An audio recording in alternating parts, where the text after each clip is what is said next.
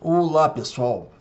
Eu quero tratar com vocês de um caso, até foi uma postagem minha no Instagram, que rendeu muita controvérsia, rendeu polêmica de verdade. A situação era a seguinte: um determinado réu, ele foi submetido a julgamento pelo tribunal do júri e foi condenado.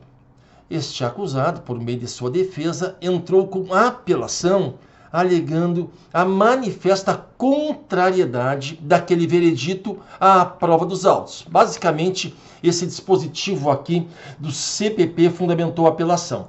Caberá a apelação no prazo de 5 dias, inciso 3 das decisões do tribunal do júri, quando, letra D, for a decisão dos jurados manifestamente contrária à prova dos autos. E o Tribunal de Justiça, aqui do Rio Grande do Sul, julgando esta apelação, deu provimento.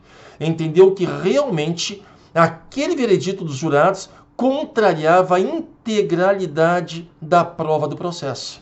Bom, o tribunal mandou a novo júri este réu com base no artigo 593, parágrafo 3º, que diz assim: se a apelação fundar-se no número 3d deste artigo e o tribunal a de quem se convencer de que a decisão dos jurados é manifestamente contrária à prova dos autos, foi o que aconteceu, dar-lhe-á provimento para sujeitar o réu a novo julgamento. Foi o que fez, então, o tribunal aqui do Rio Grande do Sul. Mandou o réu a novo júri. Até aí não tem problema, tudo certo.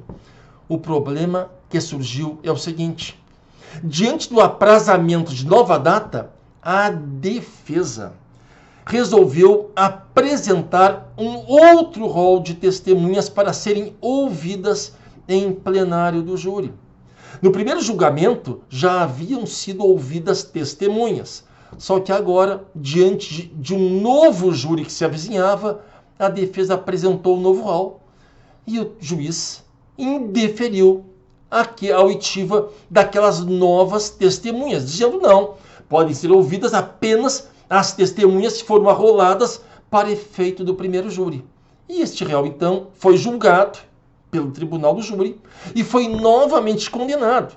Daí veio a defesa buscando a anulação, em nova apelação, a anulação do segundo júri, com base agora na regra do artigo 593, inciso 3, letra A, alegando a ocorrência de nulidade posterior à pronúncia, ou seja, nulidade do segundo júri por um suposto cerceamento de defesa, já que o rol de testemunhas apresentado em substituição às testemunhas do primeiro julgamento não foi deferido pelo magistrado de piso. E aí, pessoal, acertou o juiz? O juiz realmente deveria ter deferido aquele novo rol? Claro que não. O julgamento, segundo o julgamento, não é nulo. Não é nulo porque, pessoal, vejam bem, quando se trata de apelação fundamentada no artigo 593, inciso 3, letra D, a manifesta contrariedade do veredito dos jurados à prova dos autos. O parágrafo 3º refere o quê?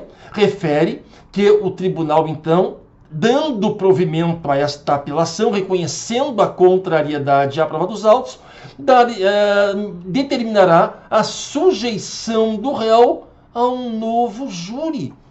Portanto, minha gente, o que será renovado é apenas o julgamento pelo júri.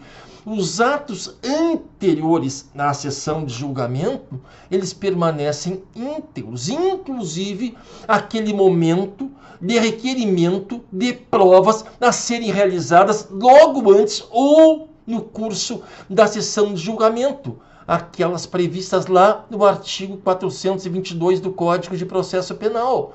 Este momento continua intacto. Apenas um novo júri é realizado em cima daqueles elementos de convicção já existentes no processo. Ok? Minha gente, pensar o contrário, ou seja, admitir que novas provas sejam apresentadas aos jurados em um segundo julgamento seria a conivência com uma espécie de supressão de instância popular. Por quê? Porque a soberania dos jurados que fizeram parte do primeiro júri estaria sendo violada, já que eles não tiveram acesso a elementos de prova que foram exibidos depois aos jurados do segundo julgamento.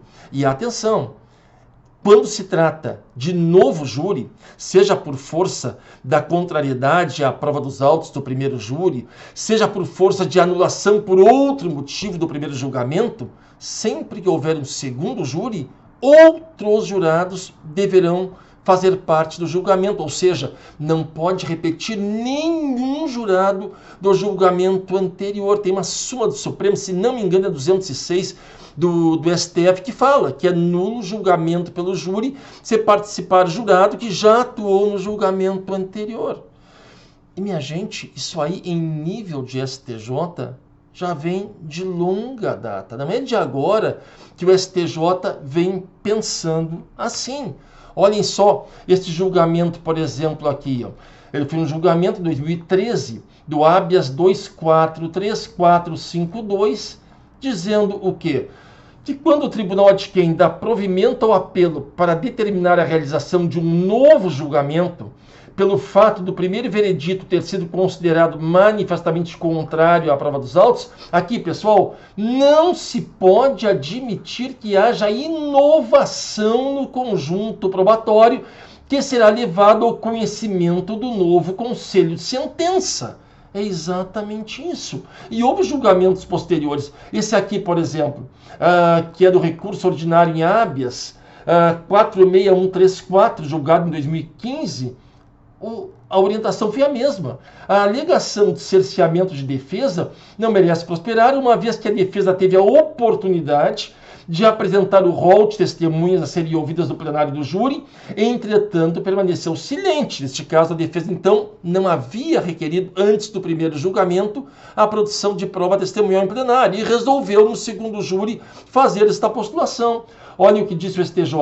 Assim como bem ressaltado pelo juízo de primeiro grau, considerando que o Tribunal de Justiça anulou apenas a sessão anterior do Tribunal do Júri, é forçoso reconhecer que estão preservadas as fases anteriores do processo, inclusive aquela em que a defesa pôde indicar provas a serem produzidas em plenário. A situação seria outra se a anulação fosse de um ato realizado antes da sessão de julgamento. Neste caso, muito provavelmente, seriam renovados todos os atos posteriores, inclusive aquele momento lá onde se faculta às partes a produção de provas, logo antes ou em plenário do júri, aquela fase do artigo 422 que eu referi a vocês. Por que eu disse muito provavelmente? Porque existe uma praxe jurídica, um equívoco aí, onde se pensa que a anulação de um ato acarreta a anulação de todos os atos posteriores ao ato considerado nulo. E não é assim, pessoal. Não é isso que acontece. Olhem lá no Código de Processo Penal. Tem um artigo, que é o artigo 573 do CPP, que insere o chamado princípio da contaminação, o que refere ao artigo 573, nem é 573, é assim. Olha lá, pessoal, a nulidade de um ato, uma vez declarada, causará dos atos que dele diretamente dependam ou sejam consequência. Em momento algum, o Código diz que a nulidade de um ato no procedimento acarreta a anulação de todos os que foram posteriores a ele. Essa até é a regra, mas cuidado, o que a lei fala é a anulação dos atos que decorreram ou foram consequência, ou vou mais longe, ou foram um reflexo daquele ato anulado. Então, anulado um ato na fase posterior à pronúncia, muito provavelmente, isto acarretaria na renovação do momento do artigo 422 para o requerimento de provas, né? Mas não é algo certo, muito provavelmente em razão da disposição que eu mostrei a vocês, o 573, parágrafo 1º do CPP, este princípio da contaminação. Agora, se foi só o julgamento pelo tribunal do júri que foi anulado, seja em face de uma nulidade que aconteceu naquele julgamento, seja em razão da manifesta contrariedade à prova dos autos, nesse caso, apenas o julgamento é renovado. Repito, permanecendo íntegros, sem a necessidade nem possibilidade de renovação, os atos anteriores. Pessoal, cuidem em concurso público. Essa é uma questão excelente de ser perguntada e pode conduzir a equívocos, ok? Um grande abraço a todos vocês. Espero ter colaborado.